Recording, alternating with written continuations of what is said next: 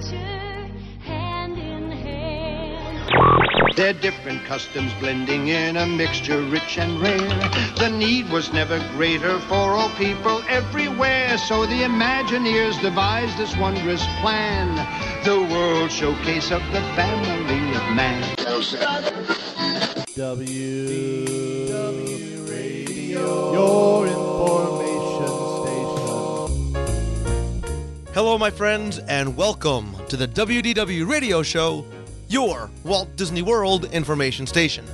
I am your host, Lou Mongello, and this is show number 202 for the week of December 26th, 2010.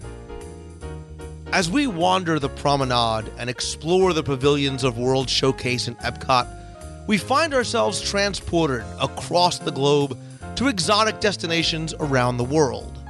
And in doing so, we were afforded the opportunity to share in and learn about the people and their culture through attractions, exhibits, their food, and even direct communication with those that call these places home. But as much as we do so, sometimes we wonder just how much these pavilions actually reflect the regions upon which they are based. So this week, we will explore one of these pavilions with guests who hail from the United Kingdom. We'll wander the streets and tour the interiors of these buildings to look at how well, and why these landmarks and extraordinary details exist. I'll have a few announcements and play some of your voicemails at the end of the show, so sit back, relax, and enjoy this week's episode of the WDW Radio Show.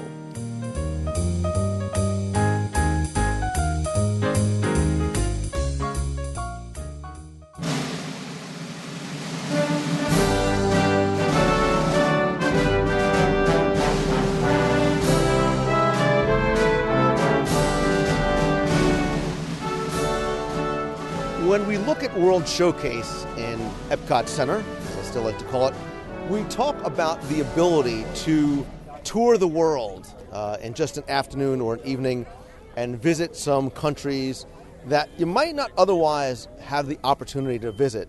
And in doing so, it allows you to learn about the people and the culture, oftentimes I think through the food, and because of the food, the architecture and so much more. And the Imagineers who put together Epcot did incredible amounts of painstaking research to try and make this so detailed and as authentic as possible in everything that they do. But as we walk through and as we wander the promenade and sort of wander our way through the streets of some of these pavilions, you wonder just how authentic it really is. How closely do these pavilions match what real life is like in those countries? And so today, we're going to try and answer that question as we tour the United Kingdom Pavilion with listeners from the United Kingdom who are going to sort of help us wander our way through. And so tell us your name, tell us where in the UK you're from. Hello, I'm Emma and I'm from Norwich, Norfolk, which is a couple of hours from London. Hi, I'm Mark. I'm also from Norwich in Norfolk, and as Em says, a couple of hours from London, sort of located in the southeast of England.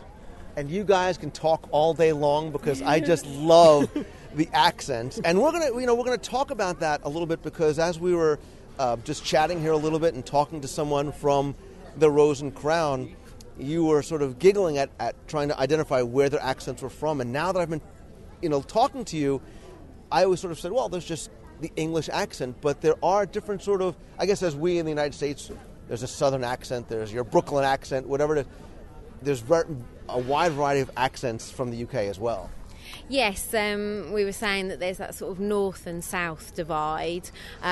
We come from Norfolk and it's considered quite a country accent.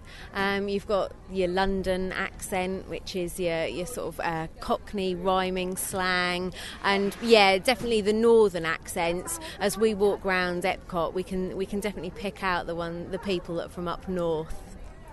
Yeah, it's quite a distinctive accent, the northern accent, but then again, I guess the southern accent is as well, because they call us country folk because of it, I dare say. But yeah, for a lot of us, we hear English accents in Mary Poppins, and that's what we identify as an English accent. But as we've been talking here and talking to some of the people from the UK, we're picking out some of those different things. And to me, it sounds like they're from a different part of the world. From you can just identify what part of the country they're from. And I think also, as sort of people grow up, the traditional sort of English language slips by as well. Children watch American films and pick up sort of phrases, and so perhaps the Mary Poppins English will be one day no more. Yeah, and it's just one element, and that's one of the things, obviously, that I love about World Showcase is the ability to, again, learn about the United Kingdom from the people who work here. And that's why Disney was brilliant in having people from that country or from that region work in the pavilions, because it affords such a great opportunity for us to learn. And so when you hear an accent from somebody and you read their tag, they can tell you about where they're from. And so many of them are very passionate about telling you about their hometown. But as as somebody who's never been to the UK, as I walk through the UK pavilion, I'm fascinated by the details and the trivia and sort of trying to identify, based on what Imagineering has told us or Disney has told us, as to the areas that they reflect. And just, as we're standing here sort of in this central plaza along the promenade, as you look down the streets, and we'll talk about the fact that there are 4 distinct streets that make up the UK pavilion, it's really another one of those journeys through time. And as we walk through, we're going to talk about, if this really is that case, and maybe if we can see some of these buildings still today.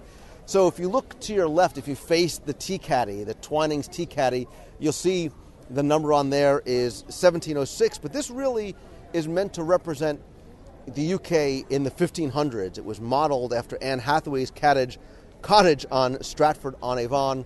As you walk down, the architecture, the roof line, the size of the building changes. The next building over is the Queen's Table. This is a 2-story building as opposed to the single-story tea caddy. You see the large gable barge boards and the diamond-shaped moldings and the chevrons and the clovers. Again, this is us sort of walking through the UK in the 1600s, and sort of it's growing up and out. Farther back, as you walk to the Queen Anne room, you'll see that that's about the 1700s. The facade of the building is no longer wood. It's all in plaster. And as you go to the 1800s, that's the Lord and Ladies. You see it's a dressed stone. There's the columns giving you an idea that you have sort of moved forward through time. As you cross the street over to Tudor Lane, the Toy Soldier is there. You're really sort of coming full circle. You're kind of going back again. And sort of you walk down the opposite side of the street, you see these distinctive styles in the stonework and the brickwork and the woodwork. And as we sort of start to wander through, you can sort of guide us along as to where we might find these. And then we'll come back over to the Rose and Crown and talk about these multiple varieties of traditional English pugs. But let's kind of start here over the tea caddy, where we're talking about how this is supposed to be representative of a time hundreds of years ago. Is this still something that you'd see in the UK? And if so, where might you find it? Well, I think that cottage is actually with a thatched roof. You still get cottages with thatched roofs in the UK even today.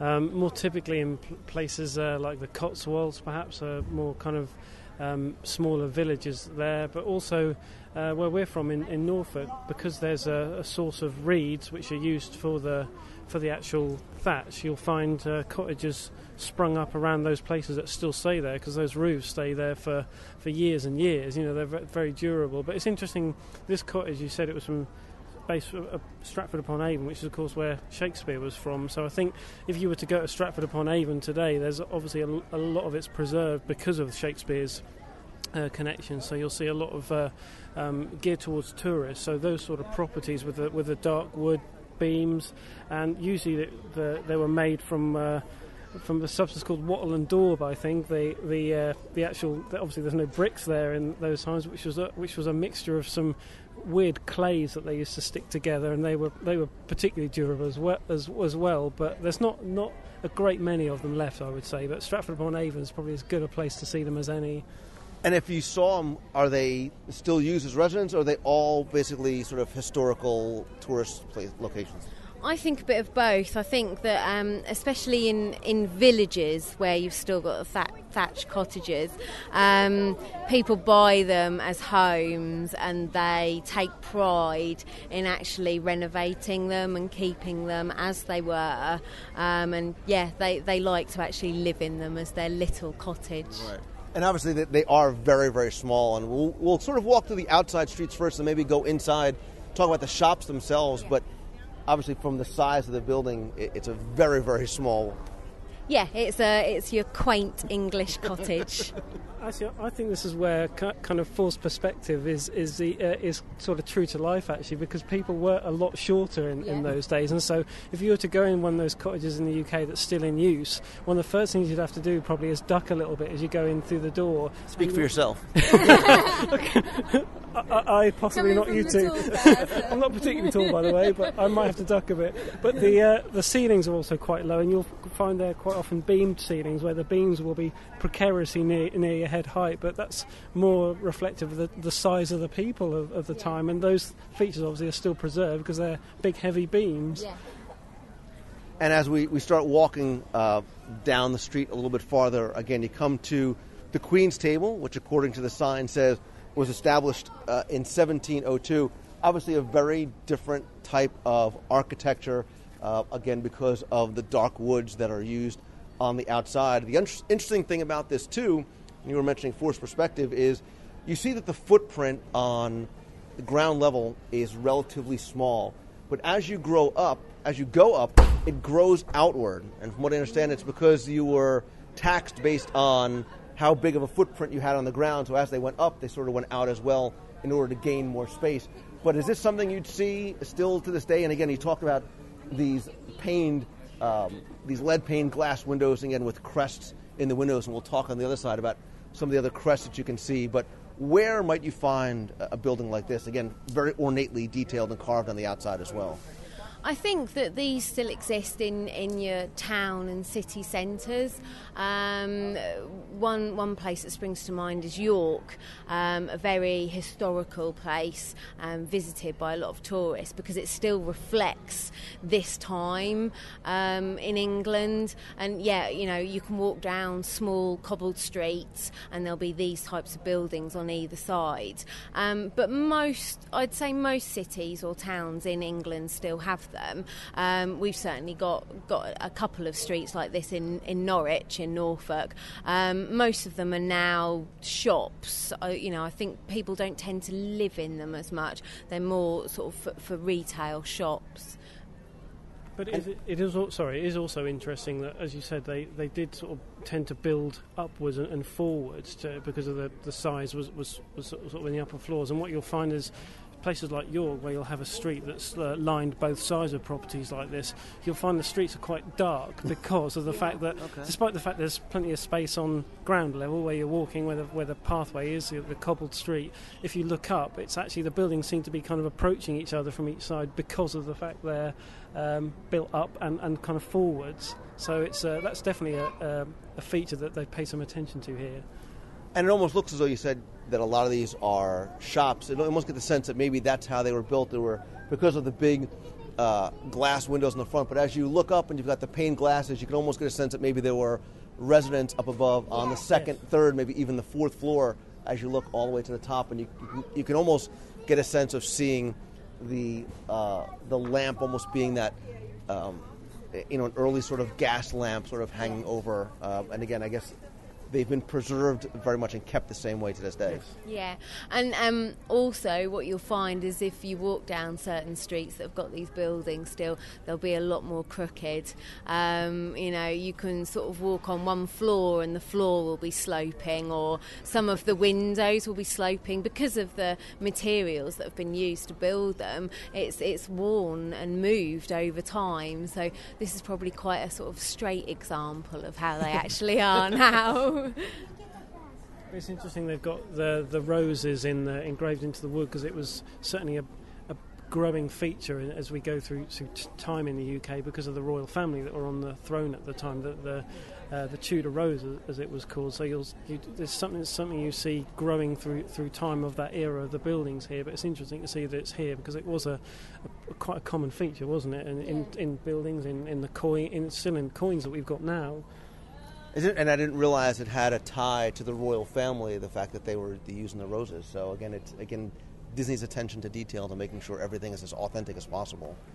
Sure, I mean it's the Tudor Rose was definitely tied in with the royal family at the time. If you've ever seen the program The Tudors which is on HBO, we certainly get it in the UK and we love it. It's you can see a lot of this stuff in that. Actually, it's their attention to detail in that show's been great, hasn't it? So let's move down a little bit farther down the street, again staying to the left-hand side here, where you come to Lords and Ladies. Again, you see a big change, again, in the architecture, going from the dark woods and the plasters to really sort of a much more plastered, no wood only, the flower boxes on the outside, the lace curtains up above, the very ornately detailed sign hanging over the shop. Again, this too, something you'd still find, and if so, where? I think again in places like in some of the market towns like York and even places like Norwich, there are, because of the way the town's built up from the centre outwards, you'd find these sort of buildings. I think you can also see that it reflects the fact that in that era, people, I think especially women who were mainly based at home in those sort of eras, was encouraged to spend more time, especially if they were wealthier, paying attention to the detail of the house. It suddenly became more fashionable to do things like put net curtains up at your windows, have window boxes, and so on. It was a whole kind of industry, wasn't it? In a wallpaper and things like that. It almost portrays the wealth of the person inside. You know, putting some of your furnishings in the window so you can see what it's like inside. But the building also reminds me very much of the sort of modern townhouses that are now being built in Britain. You know, the sort of 3 stories. It's quite narrow, and again sort of goes up the stories. It reminds me very much of the sort of the modern townhouse that that we bought a couple of years ago. Yeah, and again, it looks whereas the other ones were much more rougher, this is a lot more refined too. So you sort of get the sense that it would be a much more formal, fancy home. Again, like I said, talking about the curtains. As you move to the left into the sort of open park area, you are on what is known as Tudor Lane. And there are a number of distinct styles in here, and we sort of were wandering here before. The first building here, which is on to the left of Tudor Lane, right next to Lords and Ladies, again has much fancier work on the outside. Again, the 4 columns, the metal work is something new, the first introduction of that really in this generation. I think this is, again, moving from the Lords and Ladies, you're starting to see some similar themes there, but because this era was a lot more kind of ostentatious in the UK. People were being, especially the upper classes, there was a lot more encouragement to be grand about everything, make grand statements. But also I think it's interesting that the architecture did change, because there was a lot more, perhaps the first appearance of columns in buildings, and this, you'll see a lot of symmetry in this style of building, and that you could, one side is a mirror image of another, and those sort of properties exist, I would say, all over towns and cities in the UK, because they last forever. I mean, look at how solid it all looks, and I think it's fair to say that sort of material does stand the test of time. So you'll still see London, for example. You'll see a lot of properties like this in London. But again, you can definitely tell because of the types of sills on the top of the windows, the symmetry in the buildings. You can always tell it belongs to that era from those sort of signifiers. You also see, just looking at the windows and through the windows, the draperies and the curtains, much more formal, much more fanciful. Even on the exterior, we saw, there were flower pots outside, and then moving over by Lords and Ladies to trimmed hedges. Here you now actually have metal gate around, very nicely appointed flower beds and hanging flower pots, and again those hedges that are very, very appropriately dressed and clean, and neat. Yeah, I mean, you can see that this would have been a very grand building that the person would have wanted to show off as their residence. And I mean, the sort of the iron fence is it's decorative, but it also kind of frames the building, almost draws attention to the building and the flowers in the flower bed as well. It's a very impressive building. And you almost kind of get the sense, and tell me if this is wrong, that it almost would sort of open up into a courtyard and a nice cobble. Again, this is a Disney-fied version of a cobblestone street, but I have to assume that much rougher cobblestone streets like this would probably still exist. Yeah, you do get the cobbled streets, especially in the areas where they've wanted to preserve it for sort of the tourist area. But the cobbles obviously have been worn down, or the shape has changed over the years. And, it can be a fun experience for even people from the UK to walk down a cobbled street. They're probably very shiny, very slippery when they're wet, because they have such a shiny surface normally. But yes, the sort of the garden area and the fences here, you would expect a grand house like this to have looked out over such a a beautiful kind of area. Garden, yes. So something like now one of the features of the UK Pavilion that kids enjoy and adults enjoy, and sometimes a little fun overlook experience, is the hedge maze that surrounds the grandstand. And again, looking back to the columns and the fence and the light poles that very much tie into this building here on Tudor Lane. Is this something that was a Disney creation for the theme park, or is this something that you might actually still see in the UK? I think you still see it. I don't know if they tend to be so much in the residential areas, so close to the buildings, but you certainly get parks. You'll get your city centre park, and it will have the sort of bandstand in it, the iron fences, and a lot of gardens. You get a lot of public and private gardens in the UK. English people love to garden. It's something that they do spend hours, perfecting, I think. Well, in terms of the hedge maze as well, I think it's interesting that it does first appear alongside the sort of mansion property on Tudor Lane, because I think there is a direct association as when the hedge mazes first appeared in the UK, and we were talking earlier that they tended to appear in large. Attached to large properties with large gardens, where again this kind of almost like a showiness as to what you could produce, and there was certainly hedge mazes that still exist in what we call national trust properties in the UK, which are generally halls that were either used by royalty or had some sort of connection in which they're preserved and they're not allowed to be knocked down or built upon, and often you'll find those have got quite extensive gardens for people just to look around the gardens themselves, but a fair few of them have got hedge mazes, which are typically, of course, overhead height. Yes. So that and we've seen sort of period dramas in the UK where they've part of the a kind of a garden party or a tea party in the garden has involved sending guests into the hedge maze to see whether they can find their way to the middle and out again. So it's definitely a feature. Yeah, it would be nice to see perhaps part of the maze that wasn't sort of directly in front of the bandstand, if they could actually grow it higher so that it was, children could actually sort of run round in there and, take a while to figure out how to sort of get to the exit. Right, Mom and Dad go to the pub, leave your kids in the hedge maze for a couple of hours. But, this definitely sort of, and again, this building here we're talking about is on Tudor Lane. Around the corner is Lower Regency Street, but in this courtyard here, again, we get the sense that it's a much more upscale, much more regal area. Again, the gardens are so well appointed, and on Upper Regency Street, across the way, there is a little more subtle change in architecture. You get that dressed stone on the bottom, you get the columns now in front of the doors, again, that's the brickwork up top, and those wrought iron balconies. But again, you get a sense that this is something that you might see today, and definitely on the higher end?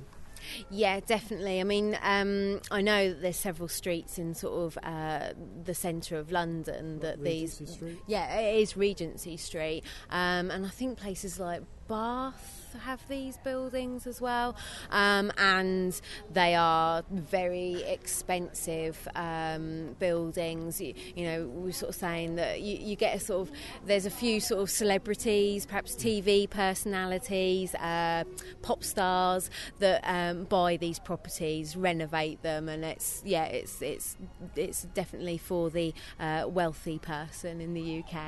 I think you can see they still retain some of the features of the previous property that was on Tudor Lane.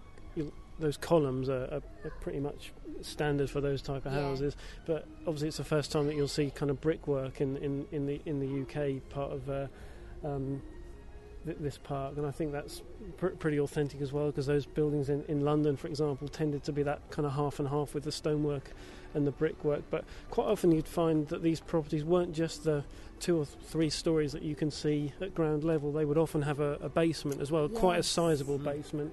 And what you'd normally find is where the railings are at the front of the houses, which is quite correct and authentic, instead of that hedge there in front of the railings, you'd see perhaps half a window which would belong to the basement, and that would be the only part of the basement that was sort of visible, if you like. But you definitely see it was there, because there'd be a window almost at shoe level in the street, and this is why these properties were so expensive, because they were typically sort of 3 or 4 stories plus a basement. And of course, appropriately enough, the morning we decided to record this segment was very, very cold and overcast and chilly in Florida. You see that all these houses have fireplaces, because, as you said, you're like, this is exactly what the UK really is like. Not much sunshine or warm weather. And it's interesting, because I just noticed the chimneys, and I think that we went through a time, sort of before the 1990s perhaps, where people were didn't want open fires. It was all about electric or gas fires, so let's cover up the chimneys and rely on modern things, but I think sort of from the 1990s up until today, we're very keen on restoring the properties to how they were meant to be, and so you'll find that a lot more people have got the now open fires, and so the chimneys are being used as to how they were meant to be used. And it's interesting too, as I'm looking at the roof lines and the roofing materials, it goes from shingle to clay to slate to tile. So each of the that changes as well as the front of the facade. Yeah. As you come back around into the main street, which is Tudor Lane, again you get the storefronts once again. And it changes from that residential dressed stonework to very flat plaster. And again, you've got this clock that I assume that you might find sort of in the town centre. Yes, I mean a lot of town centres still have the original clock from that time. I think you're looking at as well, especially with the type of materials that they're started to become more kind of mass available materials, like the sandstone that you see now. So you'll see a lot of this. Kind of reminds me actually of kind of the city walls actually that you'd see, the sort of lining. You can still see in some cities in the UK where the original city was sort of fortified with a castle wall, and although the material was widely available, it wasn't particularly durable. So over time the weather has eroded quite a lot of that sort of material. But you still see it in cities in the UK today. But typically the clock tower would still remain in the centre of the city. And it matches the material that was used on the Lords and Ladies across the way. So the colouring is the same, the material is the same. As we start walking down towards the Crown and Crest, you see that also matches the Queen's Table. Again, it's that dark wood, that ornately carved wood, as well as a different pattern, but the brickwork outside and the leaded pane glass. And we also start to see some of the crests that you'll find in the windows as well.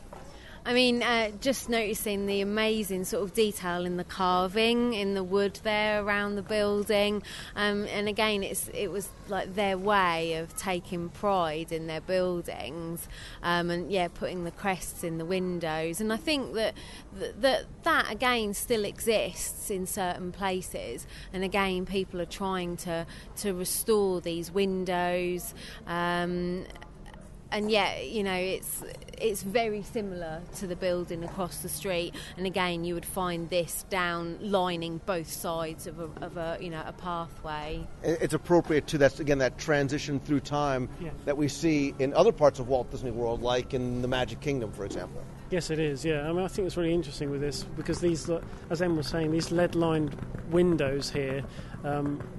They kind of come back into fashion, don't they? So there is still a desire for people to, even now, to have these kind of lead-lined windows, and of course that's when you get all the great kind of stained glass of the crests in the windows as well. And you can even see that the glass panes themselves change. It's more of a dirtier, bubbled glass as opposed to the clean glass that you find over in Lords and Ladies again. So appropriate to the time period and very much matching. But things change dramatically to a certain degree as you go to the Crown and Crest, and you have this very massive stone, almost castle-like structure here at the end of Tudor Lane. Where might you find something like this, and do these still exist? Yeah, definitely. I mean, I think you're looking, particularly the contrast of the building next to it, you're almost looking at how the different classes at the time, like this building would have probably belonged to a lord or someone of kind of royal standing, and I think this is typical of the sort of property you'd find as preserved as a national trust property in the UK. You're unlikely to find something like this in a town centre, for example, because these were typically country estates. So you'd find this, you know, a detached property on its own with probably quite large grounds, a huge drive up to it, because it kind of stressed privacy and a little bit of opulence, and usually had some of the characteristics of its owner as part of the fascia. Like you've got the kind of English shield in the stonework here, and a lot more. I'd imagine, imported stonework, because you know money probably wasn't an object for the owner of a property like this. And if you go to the UK now, I'd encourage you to go to a national trust property that is a hall. Typically, they're called a hall. Not a mansion. We're talking about sprawling properties here. So they're sort of preserved as tourist destinations and museums and things like that, sort of kept in their original condition. Absolutely. I mean, you'd not only find the outside looking like that, but generally the inside would be preserved with a lot of the, say, original tapestries on the walls, or even the original four-poster beds. And you, as a tourist, you'd be able to kind of have a walkway through the building and look at everything as it was preserved. Yeah, they quite often set up the rooms so that you can walk through to see, the master's study and then the bedrooms. Perhaps the dining room will be all laid out as well. And quite often you'll also be able to see sort of the servants' quarters and the kitchen and everything downstairs, which again would have been, shut away. You wouldn't have been able to see it from outside. And they'd usually have huge fireplaces as well. Make a really big deal of how ornate the fireplace was, usually with perhaps some carvings around there, which is why you typically see quite large chimney stacks attached to properties like this. And to appropriately call the Crown and Crest, because if you pay attention to the stained glass, you'll see that there are assumedly family crests for the family or families that would live inside. Absolutely, and you'd find that even now in those sort of properties that are still around in England, you wouldn't have to go far to find the crest or the flag attached to that particular family or that particular family name, for example. So I think that's pretty authentic. Yeah, and Disney, again, in true fashion, models this not after necessarily a single place, but they try and sort of take a number of... This one actually received a lot of its influences from Sir Walter Scott's Abbotsford Manor on this side of the building. And as we walk around towards the front side or the east face, you're going to see that it continues but then changes as you get onto the main area of the promenade. But if you look at the front of the sportsman shop, it carries over again. Those large, very imposing turrets and archway and the heavy wooden doors that again are appropriate for that. As you look at the front of the building, which is now High Street, you'll see that it changes once again, and it really is all brickwork and again some masonry work, the leaded pane glass.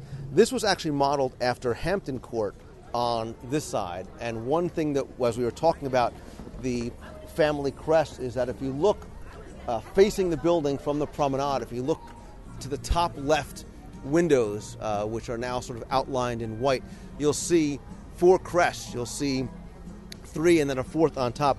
Those actually represent the 4 regions of the United Kingdom: England, Scotland, North Ireland, and Wales. And if you put the bottom 3, if you overlay them on top of each other, they come together to form the Union Jack. Absolutely, and I think, as we were saying earlier, this property, I think, is pretty accurately modelled on Hampton Court, because it was a kind of court of the kings at the time. So typically, you'd find these 2 colours, the bricks and the plaster around the windows, are very indicative of what Hampton Court actually looks like, and would be a place where the king would have his kind of courtiers and sort of ladies in waiting. So it wouldn't be a place for Joe Public to go to, as it would be very much for the royal family and their kind of servants and their friends and family at the time. And again, you've got because it was so imposing, everything was kind of built on a fairly grand scale. But you've even got the turrets on the corners, because they would have had guards on those turrets, and I think they've even got the sort of slit windows at the end there, which is for archers. Those windows were that size so that people could fire a bow and arrow through them and not get easily hit by return fire. I think it's just interesting the sort of detail below the sort of the Union Jack and the flags there. You've also got the English rose and the Scottish thistle in the windows there. So I don't know if there's another one around the other side as well. Where I believe on the other, and that's the thing that I think is interesting about this pavilion, is that you not only have to try and represent multiple regions, but you need to represent multiple regions over time. So, a lot of people say, "Oh, I'm going to the England Pavilion." Well, it's not the England Pavilion; it's the United Kingdom Pavilion. And we have to imagine, as somebody who's never been there before, that the areas of Scotland and Ireland and Wales are all very different. So you've got to represent those regions, and you've got to represent them throughout history. So going back to the 1500s, and that's why I think this was a really interesting pavilion to start off with, because just in these couple of streets back here, and again, we didn't even get to behind the Twinings building, there are gardens and pathways, and again, more of those hedge mazes there. How well and how accurately and how appropriately do you think, at least this section first, we'll get to the pub and whatnot on the other side, how well it represents, so as somebody from the United Kingdom, how well it represents your area and your people? I think so. I think you have to look at each building individually to see how it represents. You can't just walk down the street here and think that this is a typical street in the UK. But if you look at each building individually, you can be certain that at different parts in the UK you will find at least one of those buildings. And in most towns and cities, you'll have an example of the smaller building, and then the big stately homes. There's a lot of them out there in the countryside, and again, people from the UK will become members of the National Trust, and they spend many a weekend touring around all of these stately homes and the gardens that go with the stately homes as well. So I was talking before about my desire to, I want to go to England. When my kids get older, we can all appreciate it more. And you were saying, these are things that you would find, as you were touring around. So for the people who are in Epcot that may not be able to get there, they are getting sort of a flavor and a sample of it. Well, I think it's testimony to the creators of this place that we can come from the UK and just, without actually having to or needing to go into a huge detail about the buildings, can walk past something and see a place like this and think, that reminds me of Hampton Court, or the cottage over there, that reminds me of Stratford-upon-Avon and the other buildings that we've seen perhaps remind us of market towns in the UK. So, and then when you step back from that and you look at the detail that's gone into those, you then realise just how much understanding has gone on with. So I like to, as much as I can stand here from the UK and say that reminds me of Hampton Court, maybe for an American tourist who might come to the UK, they might go to Hampton Court and say, that reminds me of that building in the UK. Yeah, that's the idea. And it's funny because we were laughing before as we were walking by, and we're here, and again there's that, everything's so proper and so finely done, and the hedges are so neatly appointed, and that's the way they would be. And then we were laughing because there's 3 quote-unquote traditional red telephone booths, and you said, well, you don't really see those. Just like my kids wouldn't know what a phone booth is now, those are sort of almost a throwback. Absolutely. We were saying it's there are probably kids coming here with English parents who won't have seen those telephone boxes because they were pretty much everywhere a few years ago, particularly when one phone company kind of had the ownership of those. But since there's competition with phone companies, and people obviously have mobiles now that they use, that those red telephone boxes have swiftly disappeared. I think you'll find there's still a couple around in London. I think one was featured in a fairly recent Harry Potter film as well, as a transportation device, but they don't really go very far, I can show you that. But they're almost more of tourist photo opportunities as opposed to anybody actually using them. And people buy them. When the phone companies got rid of them, they gave people the opportunity to purchase them. So you'll find some eccentric characters have them in their gardens and use them as greenhouses for their plants. So, but you'll still see 1 or 2 around, but you might have to look quite hard. Yeah, I know personally my mum has always wanted one because she thinks it's, a historical English thing. And it is. I mean, they're so colourful, and it really, when they were on every street, it must have really brightened up the street. And it is such a lovely thing to have around. And yeah, unfortunately, there'll come a day when, nobody recognises them. There may be more red telephone boxes here in the UK than there are remaining in the UK. Actually. Well, and there's actually one on the back of Regency Street. There's one out here. Yep. There is a very large red postal box too, a very big, heavy postal box. And again, it looks like it says ER on it. Those are still things that you'd find. Yes, that's basically the kind of Queen's. It's tied in with the Queen's initials, actually, the ER, and that's part of it's sort of a royal insignia, if you like. That's obviously the postal service in the UK isn't a private company. It still belongs to the Queen, if you like. Yeah. It's something that's attached to that, and it isn't. It's its own entity, isn't it? It's owned by the Crown, if you like, the post office. So you'll find in all the red post boxes, by the way, still remain in the UK, and they're still they're still everywhere. You won't have to go far to find one especially in a city, and you'll find that white plate on there will have those initials and usually the collection and dispatch time, so that you know when you're posting your letter as to when you're going to catch the next postman who comes and collects it. And I don't know if you guys noticed, but as we were sitting here talking, 2 families came by, and as they were walking by, I said, "Oh yeah, this is England," and they just kept on going. And again, it's I think for those people who aren't from England, say, "Hey, we're part of the UK too." I'd love to go inside the shops a little bit, and let's talk about maybe not just maybe the theming of the shops and the decor of the shops, maybe some of the items that you might find in there as well. So the first interior that we're going to go inside is the Twinings tea shop. Again, this building, this cottage from the 1500s, and it is exactly as you described it. It's got those, again, for me, they seem like high ceilings, but they're low ceilings. And you're actually saying that if this was a real English cottage, they would actually be even lower. Yes, typically lower, and probably a foot or so lower, and probably a lot more uneven, because these huge beams do kind of, over time, they have kind of given a little bit, and just the materials that we used for the ceiling would probably be a little bit more uneven. But this huge fireplace would definitely be a feature of a property like this, and you'd probably find a lot of kind of smoke damage up the back of the fire, just as you've got here, actually. And you get the sense when you walk in that you're in somebody's home. You see the cupboards. Obviously, now they're filled with Twinings tea products, appropriately enough.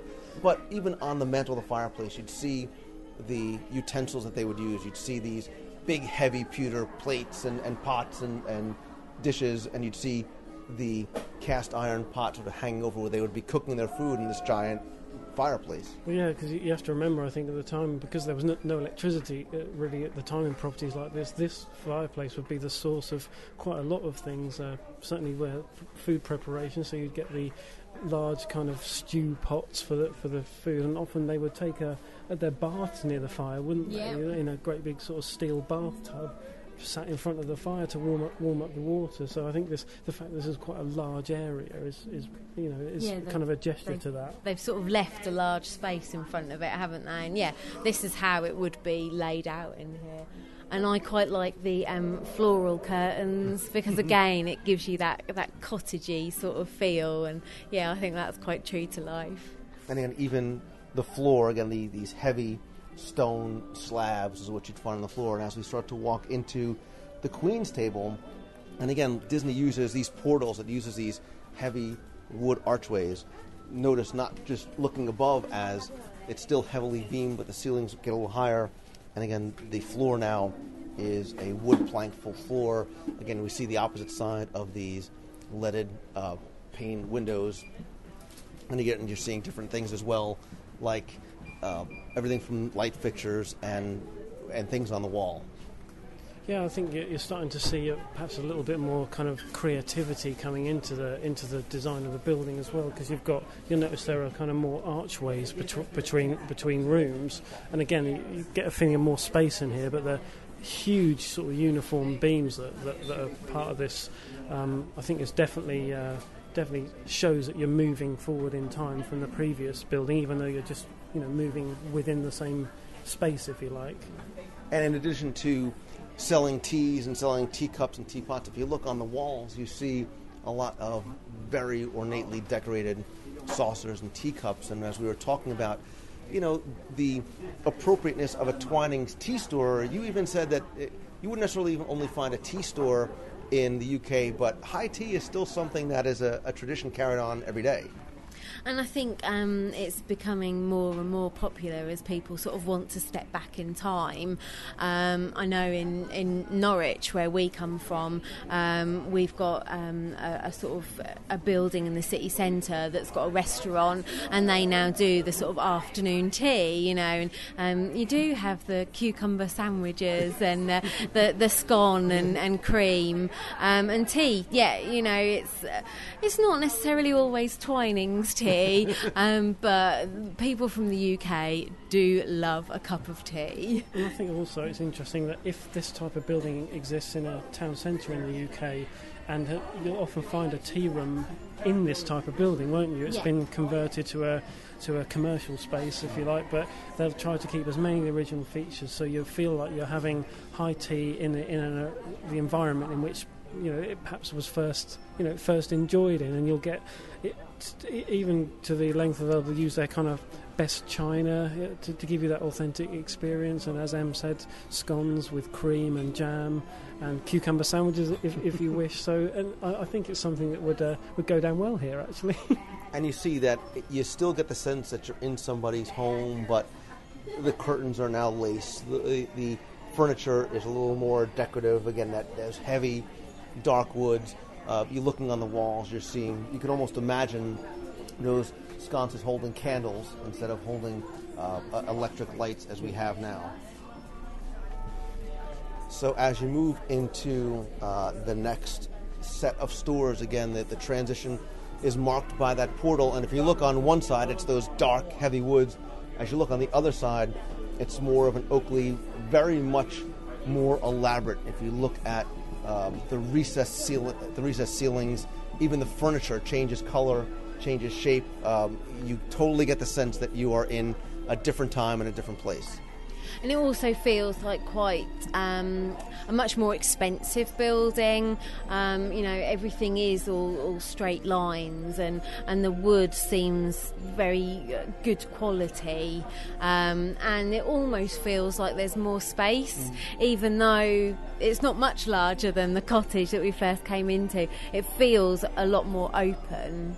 And you've got that kind of more of the wood panelling on the walls, which was, a classic of its time, that kind of wood panelling. I think it's still used in quite important kind of civic buildings now, certainly in the UK, and we've seen buildings here that are like that. I think it's interesting also that you can see where the beams join. You get this kind of octagonal kind of joining piece of wood, but quite often you'd see in perhaps stately homes of this time, you'd see that they would have a carving on them themselves, sometimes of the rose as well. So there were plenty of opportunities to be a bit more ostentatious with this type of design. Right, you see that the design is not just utilitarian anymore like it was in the cottage. Now it's much more decorative. They're able to spend money on making it more ornate, and then finally as you pass through the next set of shops, it changes once again and again. From the windows to you first start seeing now, you see wallpaper, which is something you haven't seen before. We were saying, I think this building from the outside, we were saying it's the first time people were starting to express themselves in terms of their perhaps creativity or individuality, which wasn't perhaps so much encouraged in the previous eras. And as you say, this is the first time, I think appropriately, we start to see the use of wallpaper. I think that became, certainly from things that we've seen historically, is one of the easiest sort of self-expressions that went on at the time, is to have someone come in with, particularly if you were wealthy, with all sorts of different patterned wallpaper, where you could basically, decorate your home yourself, couldn't you? Personalise it, if you like. And the fireplace here is now no longer a utilitarian fireplace. It's decorative and it's much more ornate, and there's sort of the marble hearth, and again, it's no longer the place that you're cooking your food. It's something that's used for warmth. Yeah, it would have become a feature of the room, and you also found that you'd almost have furniture to dress up the fireplace. Your fire guard would have become a decorative item, and the focus of the room, definitely. And even the floor seems like it's a better quality wood plank. And then moving over into the last part of this building, it's a total change from what you see before. But again, that threshold looks different on opposite sides. You now have a floral carpet. You've got painted walls that are sort of boxed out. And again, from the incredibly detailed crown molding to the ceiling, even painted and decorated like appropriate to the rest of the room. I think it's a continuation of that self-expression coming in and moving through time, but clearly wealth had played a part in it as well. And if you had the wealth, you were encouraged to show that, weren't you? You're encouraged to express it. And this is the first time we've seen, for example, carpets on the floors, and not just the fact that there are columns around the doors, but they're really ornately kind of put together columns and all these recesses around the room, because people like to have their ornaments out. Things like carvings and statues and busts would be typically displayed in a recess like that, wouldn't they? Perhaps not in a kind of family home on the street, but certainly in some of the larger houses you would see this type of thing going on the ceiling in particular. If you went to some stately homes of this era in the UK, you would see these type of ceilings. Right, and again, you get a sense of it's very much a feminine room, and it's appropriate because they sell ladies' handbags, they sell perfume and soaps and bath and body things, so you'd almost get the sense that this was the woman's room, the woman's parlor, whatever it is, and this is something that was unique to her. And again, if you're looking out onto the street, you're looking out onto the very well manicured gardens and your planters, and you're looking out maybe over your property or the sort of the town square and the garden that way. Yeah, it would have been nice to have looked out over at the park, and decide whether you're going to go for a walk that morning or not. But what I like in here is the colour of the paintwork. It's very crisp, white and cream, and that sort of blue and green, and also the painted furniture that they've got in here. Again, it's become very fashionable over the last sort of decade, people going out and buying antique furniture and painting it in your pastel colours. Again, a sort of a retro feel. Yeah, and you get a sense of period. I mean, I think these are great examples of the use of decor and color and lighting and to give you a sense of that passage through time, even on the inside of the buildings. We're going to walk across the street, across Tudor Lane, into the Toy Soldier. And as I was walking through here before, as soon as you walk in, you are met with 4 mannequins with distinctive haircuts, obviously front and center, and throughout the store. When you walk in from here are the Beatles. And we were joking around before about perception. It's all about perception and how the Beatles changed perception and really introduced people in the 60s to the music and the culture and the people of the UK. Is that same feeling there? I mean, does everybody listen to the Beatles in the UK? I don't think so. I think that the UK is probably divided about the Beatles. I think some people love them and some people sort of aren't interested at all. I think a lot of people see it as like musical heritage.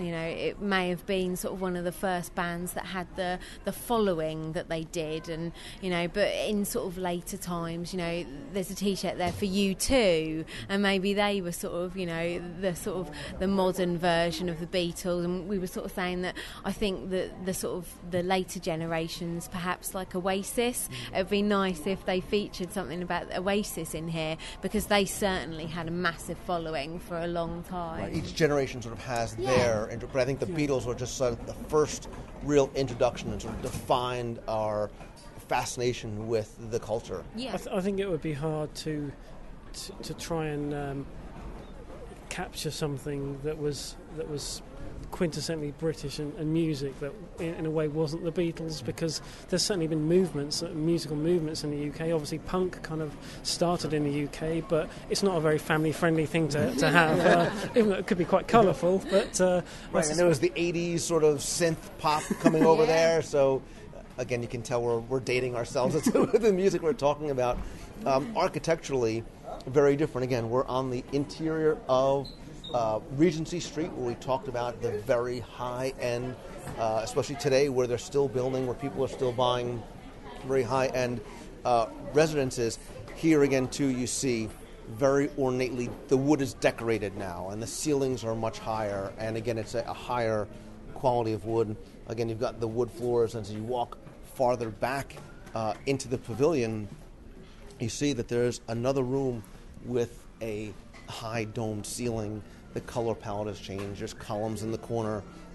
In the back, there's also an elaborate bookcase, incredibly well detailed, and you get that sense of that 1920s English explorer, that this area would have been sort of his room. And we had the feminine room. On the opposite side, you have a much more masculine feeling room again here in this section with the dome ceiling, and even farther back where they do have character meet and greets. But if you look through, there are bookshelves and there's a globe, and again you almost would have gotten a sense that there'd be these large high back chairs here, a fireplace in this room, and again appropriately there's Mary Poppins music playing in the background. Yeah, I mean, you talk about people sort of not noticing details. I've never actually been to the back of this shop, and I'm like, oh, it's really pretty. But yeah, it's very grand, and it looks like the master's study. The man of the house may well have shut himself away in here for many hours at a time, researching his travels or his work. Yeah, and I think there's quite a few gestures to the fact that people were starting to travel a lot more, weren't they? And perhaps like displaying things that showed that where they've been and they've done. It's interesting they've got the kind of the wooden ship up there, because that is that's something that definitely belongs to a particular time, that sort of ornament, and the globe in the corner there as well. So it definitely says to me, as you say, that someone who lived here was kind of worldly wise or travelling the world. Well, and you get the sense too, if you look in this central area with the very bright domed ceiling, and again there's the multiple palettes of greens and marbles. If you look towards the street, you see that this was the entrance to someone's home, that there was this marble foyer, an entranceway, and step down, and an ornate chandelier, and again you sort of have those decorations on the ceiling that are beyond just paint. They're actually things that are attached to the ceiling and very detailed crown moldings. So again, this was clearly a house of someone who was much more opulent, much more wealthy. Yeah, I mean, people were all about making the grand statements then. I think particularly, as you say, this is the entrance to the building, so it was you're struck by it as soon as you walk in. You're left in no doubt the person who lives here, what type of person they are, what perhaps social standing they have.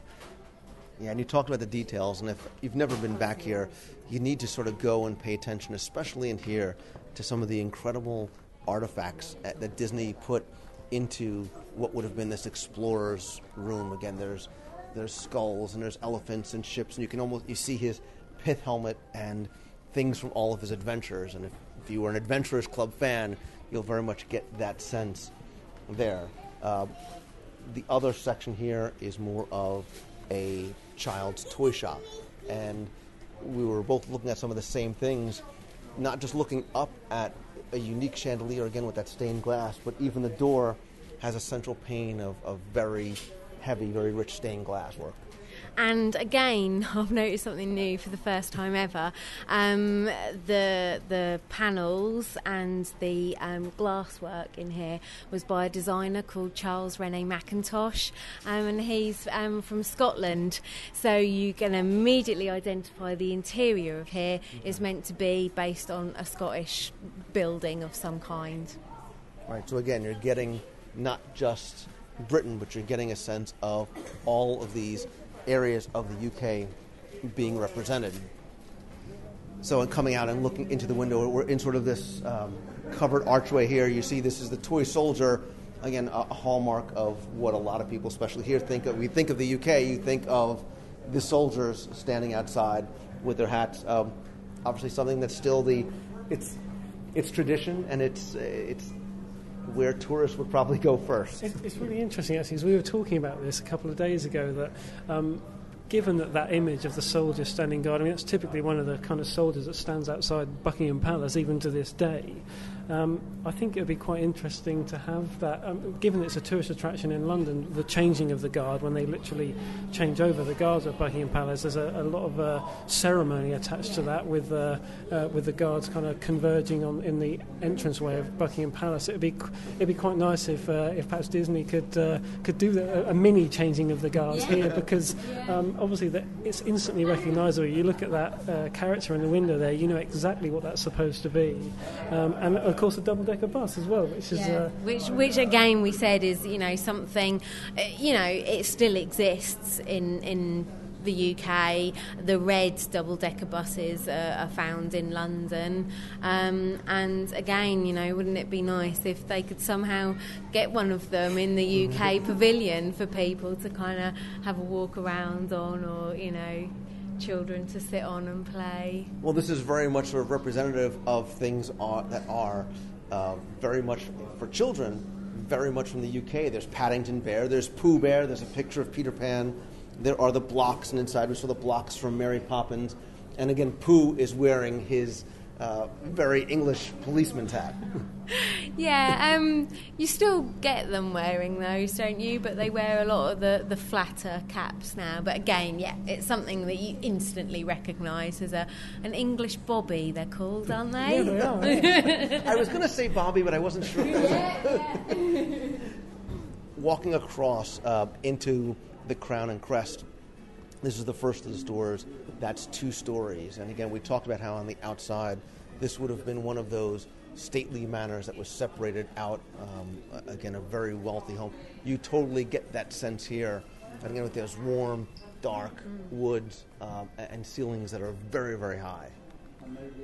Yes, I mean, you can see that it's not just the fact that the ceilings are high, but everywhere where there is wood, it's not just plain. There's carvings in all the kind of banisters. There's carpets up the stairs, for example. So this definitely, and even the tapestries that are hanging out. So this definitely you can feel belongs to what would be a stately home now. Yes. And you even said that before, that if you went there now, you would see some of those old tapestries still hanging in a building much like this. But undoubtedly the most detailed and ornate, and again you get a sense of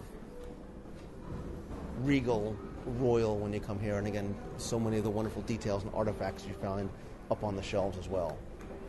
Yeah, I mean, this the crests that are everywhere, because quite often you find with those stately homes, they've been perhaps stayed in one family or generations of the same family for year after year. So you'd find that the family crest, as it changed through the ages, was displayed. Tapestries telling stories of events of that time would be on display, and also probably statues and busts of the people that lived there, depending on what their social standing was. Moving into the final section of these connected stores, but all telling a different story. Again, you're crossing over through the portal, and this one again is that pointed archway, very Gothic-looking, heavy stone portal, and the walkway is lined on either side with glass cases of shields and swords, which are available for purchase. But again, you're getting the sense of moving through time and moving through space. And again, as you get into the main proper part of this section of the store, where there are these very heavy, metal chandeliers and the giant stone fireplace. This is where you can purchase family crests and some of these decorative swords and things like that. Again, the floor has changed. The ceilings are soaring and beam ceilings with these beautiful hanging flags that would represent, I guess, the family seals or the family crests of whoever would be living here, much as we saw on the outside as well. As you said, it's this kind of heraldry that's everywhere now, and that's sort of accentuated now, and you've got this kind of all this battle-related stuff around, like the suits of armour, and even now in stately homes of this age, you'd see suits of armour kind of lining corridors, wouldn't you? And you'd see like those kind of those pikes there, the long pikes with the axe heads on them, typically kind of crossed over doorways, perhaps. Definitely very much on display. This because it was a time of battles. I mean, there's a lot of historical battles in England involved at this time, like through time. So you'd see typically you could perhaps date the house even from the type of armour that was on display, because obviously that all changed over time. And as you say, it's kind of a powerful sort of feeling being in here. Those chandeliers look incredible. Yeah, you get the sense that you are, and again, remember the opposite side of this is that brick Hampton Court style building. You get the sense that you are in an ancient, English castle. It feels like this room feels like almost like the Great Hall that maybe they would have their big sort of banqueting table, because of the high ceilings and the decoration on the Right. wall. And everybody in England has a room just like that. Yeah. Well, we all have dining rooms. And in the sportsman's shop, again, you get this sense of a very masculine room. You see the crowns sort of on the top of all of the shelving and the wood, very, again, intricately decorated wood, and very, very unique ceiling. I don't even know what to call it, not just because of the chandeliers, but sort of these hanging sort of finials on the bottom.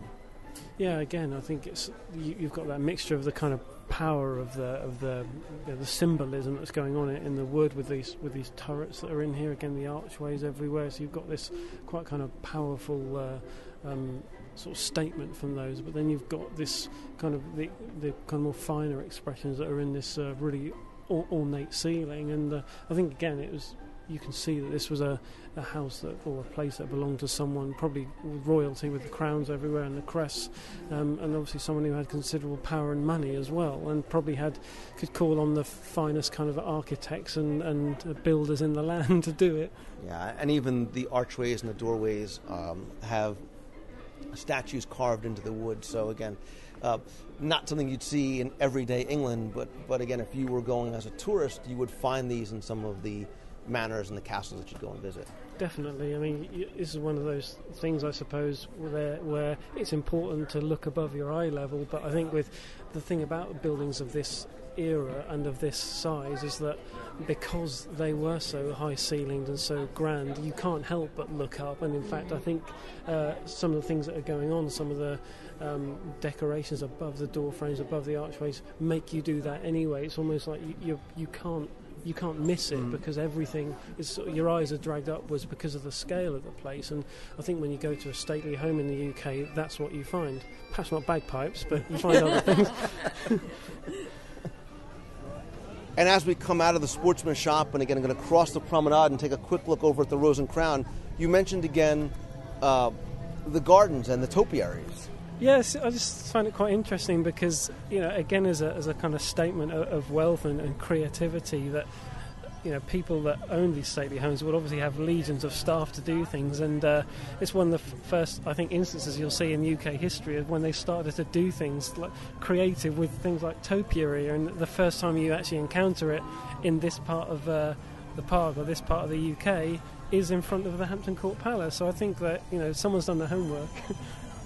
Yeah, and that's, Disney's attention to detail is unmatched. And unfortunately, I think 99% of the guests often miss a lot of the details because maybe they don't look up or they don't understand the significance. And I think that's why it's great that you guys are here to sort of help connect and tie that all together. As we cross over High Street to the Rose and Crown pub, for a lot of people, modern-day England is associated with the traditional English pub. But again, you need to look carefully.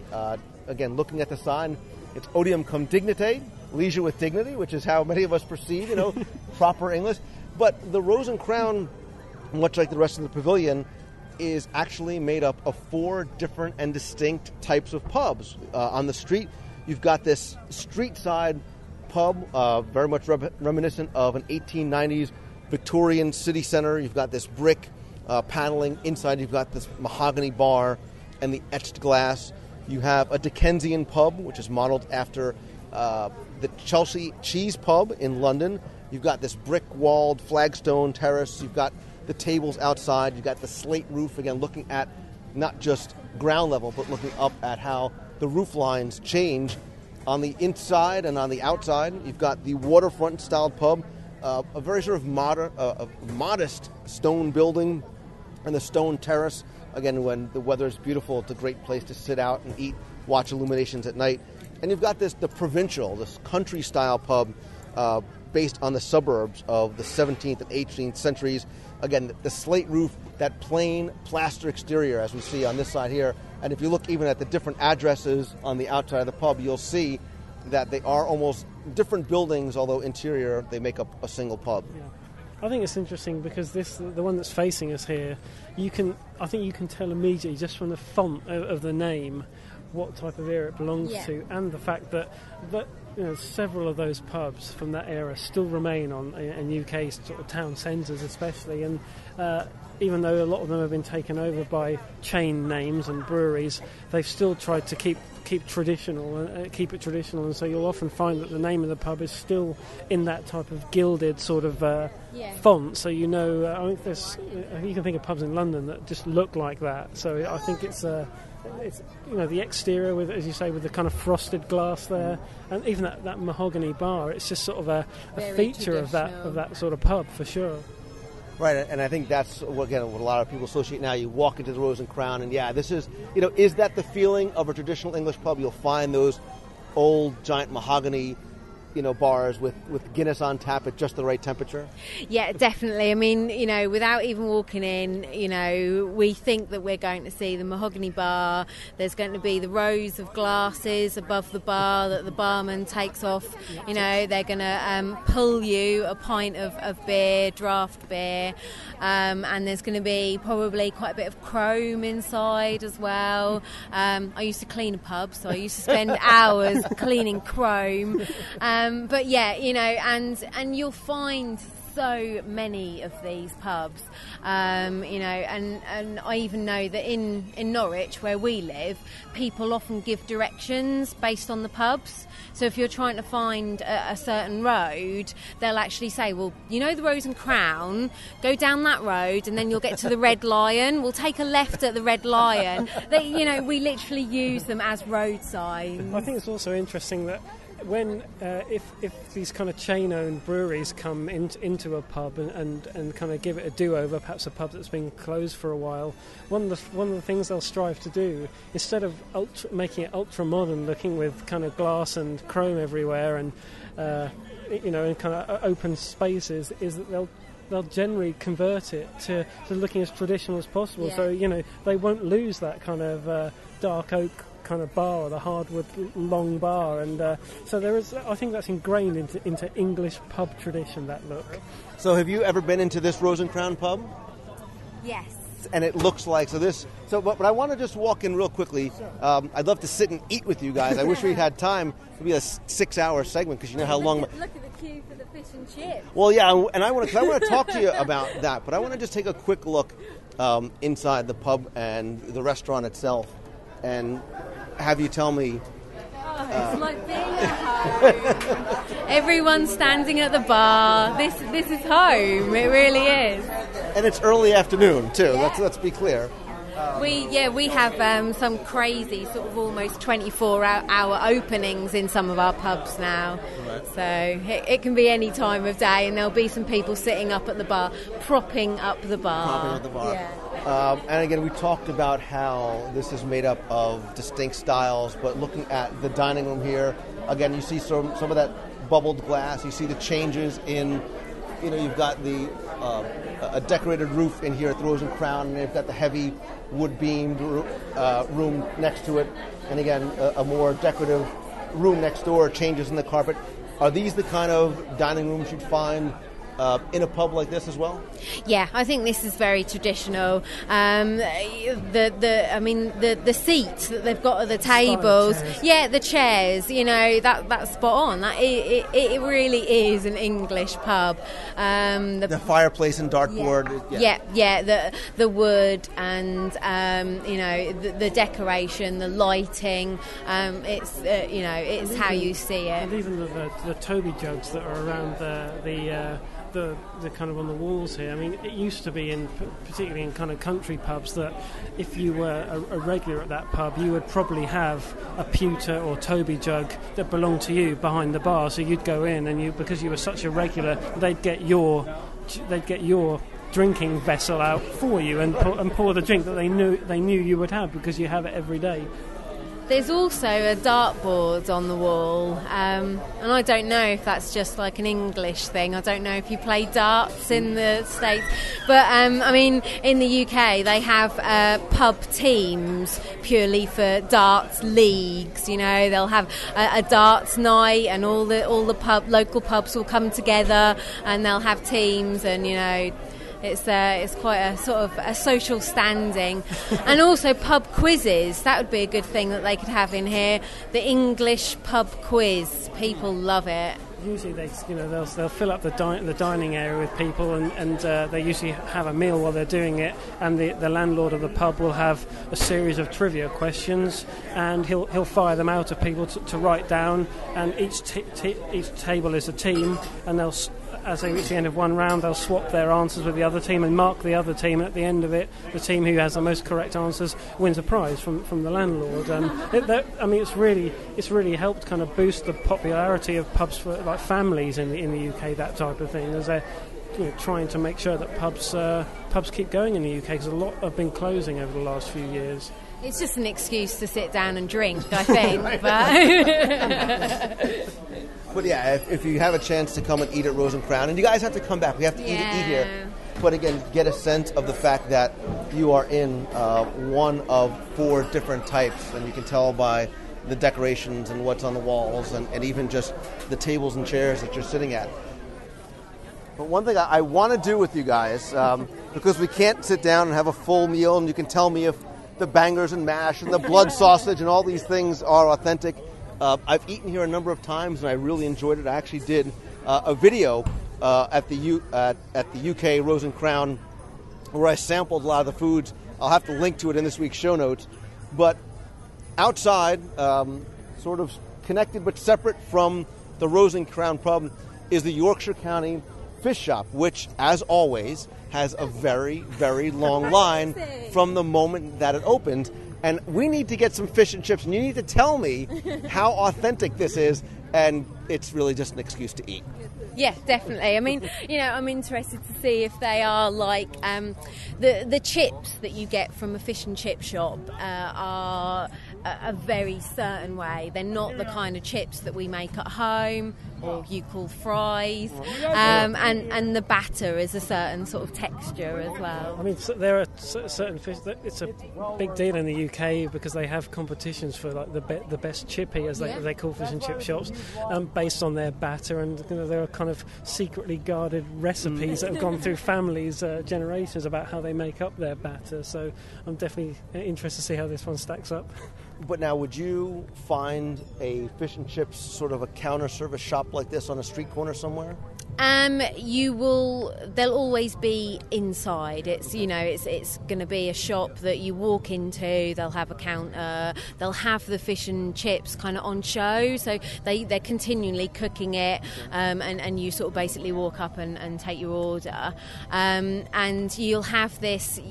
It's kind of, you'll have wrapped or unwrapped. Okay. So they'll either wrap your fish and chips so you can take it home and eat, or they'll have it unwrapped, which means you can put your salt and vinegar on it and eat it on the street. Okay, so you just led to my next question, because before I embarrass myself, what's the proper way to eat fish and chips? And I have a feeling you're going to say it's not tartar sauce.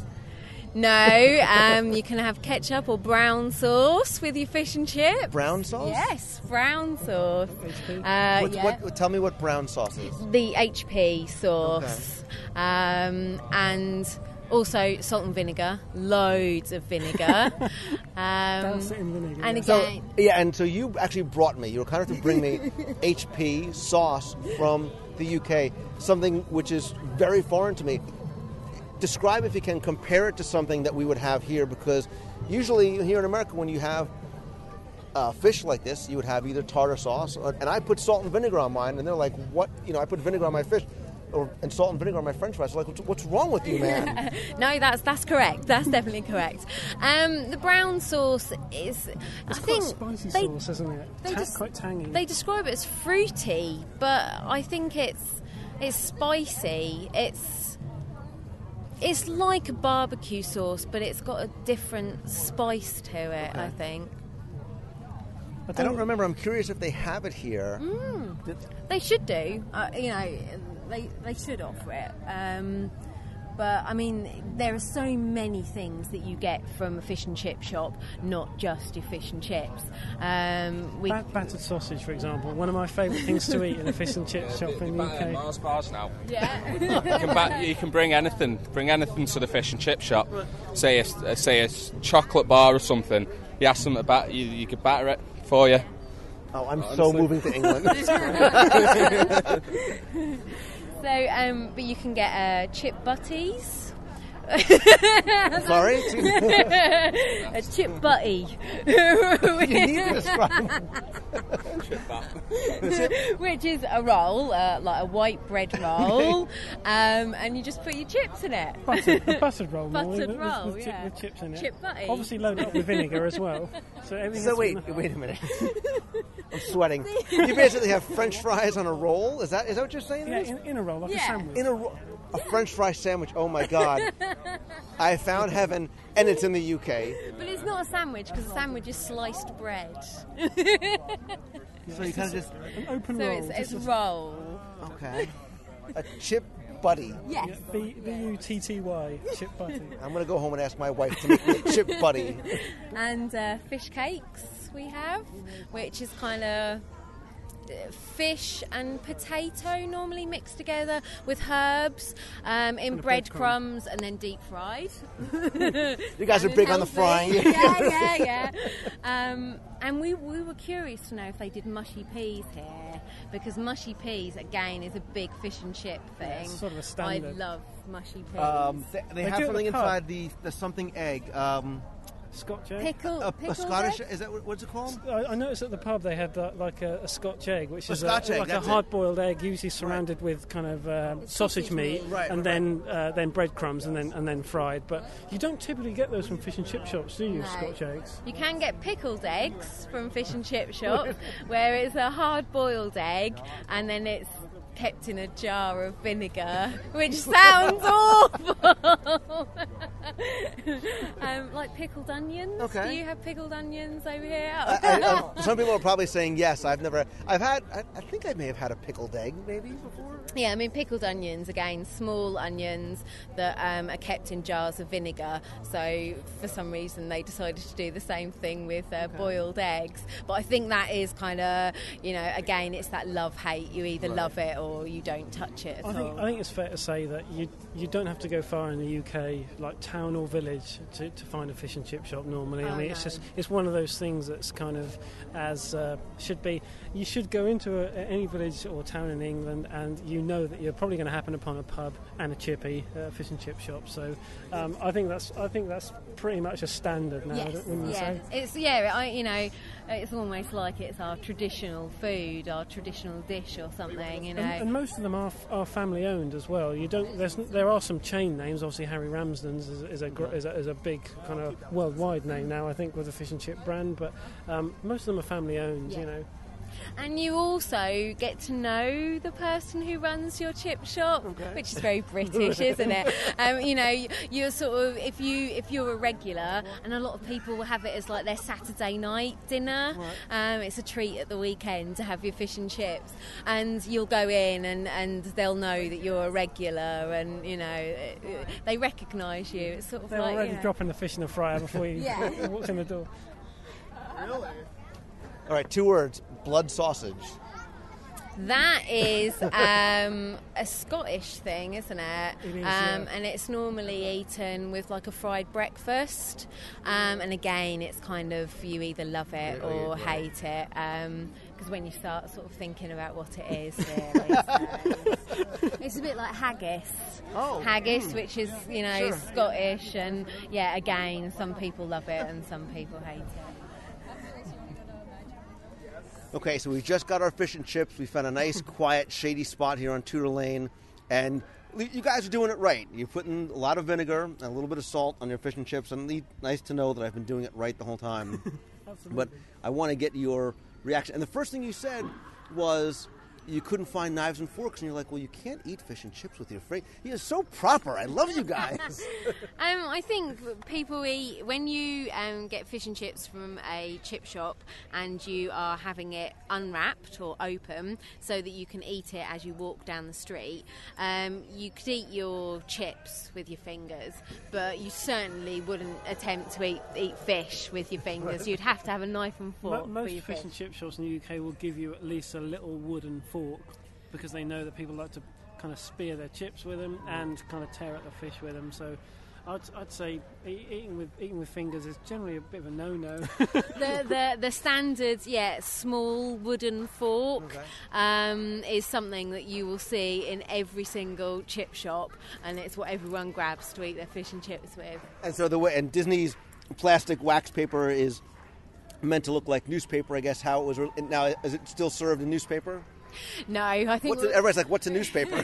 I think with all the health and safety regulations there are now, I know that used to be, didn't it? I know certain chip shops they'll put the food in a grease-proof sort of bag or paper, and if you are having it open or to go, they will sometimes give you a couple of sheets of newspaper around that. But you're not allowed to have your food touching newspaper anymore. But it does look authentic. Okay. All right, so taste test. Go ahead. I'm already salivating a bit, I will say, because vinegar and fish and chips just does that to me. So vinegar. It's sachet there. I took loads actually.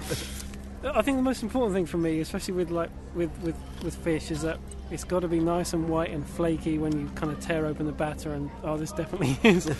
And again, the batter's quite important, isn't it, as well? Yeah, and the chips.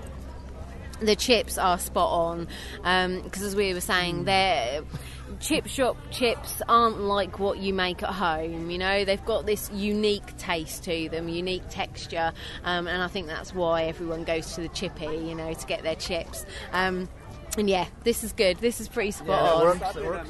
Yeah, it is. The batter's really nice. The good thing about applying a lot of vinegar to it is it softens the batter up as well, so it's so good. everyone who's listening now is hankering for fish and Well, chips. I'm as starving as you are, and I think maybe this is a good time for us to wrap up. As appropriate and left, the fish and chips is as authentic as the rest of the pavilion is, from beginning to end, both in history and in detail and in representation of the different regions, the different parts of the UK, and again, the UK over time. So I really appreciate you guys taking time out of your holiday to come here and help us hopefully learn a little bit more about a pavilion maybe that some people just kind of wander through or maybe shop through and don't take the time to look up and look around. So I appreciate it. Let's dig into our fish and chips, and God save the Queen. Thank you, Lou. It's been great to actually take time in the UK pavilion for people from the UK to actually stop and look and think about where we can see these back home. Thank you. It's been a pleasure, so thank you very much. I still love the accents. I just love it. You guys can talk all day long.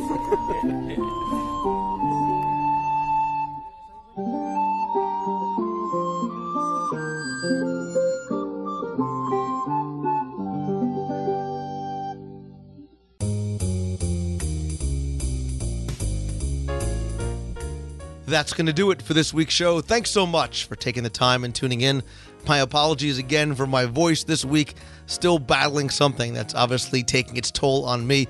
But I did want to say a quick thank you for tuning in. Remind you to contact the show by emailing me at lou@wdwradio.com. If you want to be heard on the air, call the voicemail at 888-703-2171. Please come by and visit the website over at WDWradio.com. There you'll find our fun, friendly, safe discussion forums, daily blog posts, photo galleries, new videos, a chance to sign up for a free email newsletter, and so much more. Also, don't forget to join me every Wednesday night at 7:30 p.m. Eastern for the WDW Newscast, where I do a live, interactive video news show covering Walt Disney World. You can be part of the broadcast and discussion and talk about the news with me real time in the chat room. Come by, visit that at wdwnewscast.com. Again, that's Wednesday night, 7:30 Eastern. If you don't get a chance to catch the newscast, you can come by, watch it, and subscribe and continue the conversation over on the YouTube channel. That's youtube.com/WDW Radio. And just because the holidays are over, you can treat yourself or somebody else to the Walt Disney World trivia books or my audio guides to Walt Disney World on CD. You can visit the shop over at wdwradio.com/shop or subscribe or order back issues of Celebrations Magazine. You can visit the magazine website over at celebrationspress.com. If you're going to be in Walt Disney World over Marathon Weekend, January 7th through the 9th, 2011, please come by the WDW Radio Meet of the Month. It's going to be Saturday at 2 p.m. That's January 7th at the Tomorrowland Terrace Noodle Station. Just going to be a casual meetup of WDW Radio friends and listeners. If you're running in the half marathon that day, you'll have plenty of time to go back, get changed, come by and join us for a couple of hours over at the Noodle Station. No RSVP is required, of course, but if you are planning on coming by and joining us, please come by and you can RSVP over on the Facebook event page. You can check that by visiting the events tab over at facebook.com/WDW Radio, or for more information, just visit disneymeets.com. Thanks as always to my partners and sponsors, including MEI and Mouse Fan Travel. They are my official and recommended travel provider for all your vacation planning needs. You can visit Becky and her team over at mousefantravel.com. At allstarvacationhomes.com, they have more than 150 homes within just a couple of miles of Walt Disney World. They have private pools, spas, kitchen, game rooms, lots more. Again, their website is allstarvacationhomes.com. And if you're looking to stay right in the heart of Walt Disney World, the Walt Disney World Swan and Dolphin are some of my favorite resorts, especially because of their heavenly beds, the Mandara Spa, and of course the 17 world-class restaurants and lounges. For more information, you can visit swananddolphin.com. That's it. I think my voice has officially given out on me. But as always, my friends, if you like the show, Please help spread the word and let others know about it. Tweet out that you're listening. Share the link on Facebook and come by, review the show and or the free WDW Radio iPhone app over in iTunes. And now more than ever, my friends, with the new year approaching, the new year brings new opportunity for you to take that first step towards pursuing your passion and following your dream. And when you do, to always, always keep moving forward. Thanks again for listening, everybody. Have a very happy new year. See ya. Hello, Lou. It's Darlene Nagy from Buffalo, New York, and we are now December 27th, 2 months down to our cruise. I am so thrilled. Deck 7 is going to be a rocking place to be, and we all can't wait to see each other and get to know everybody that's going on the cruise. Hope you've had a Merry Christmas and have a happy new year, you, your family, and everybody in our community. Have a great day. Talk to you real soon. Bye. Lou, Sam M. from Pittsburgh. Congratulations on show 200. More important, how to call in after show 201. The Sci-Fi Dine-In Theater is a must-do for the family every time we get to Walt Disney World. In fact, it's one of the first dining reservations that I make.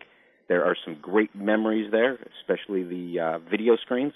And the one thing that my kids wanted to make sure, if anybody goes in there, beware of the blob, it creeps and leaps and glides and slides across the floor, right through the door and all around the wall. A slots, a blosh, be careful of the blob. Beware of the blob. Thanks, Lou. Mary Mongello.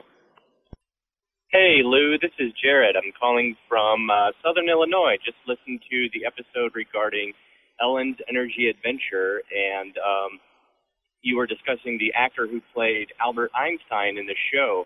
According to imdb.com, it's a gentleman by the name of Benny Wasserman.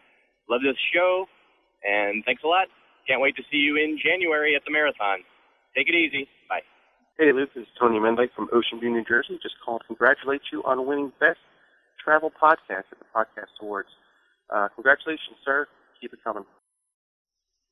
Hey, Lou, it's Todd from Jersey. Been a long time since I've called in, but I've been keeping up with listening and love the show as much as always. It's great stuff. And in a belated note, just finished listening to episode 200. Congratulations to you on getting to this point.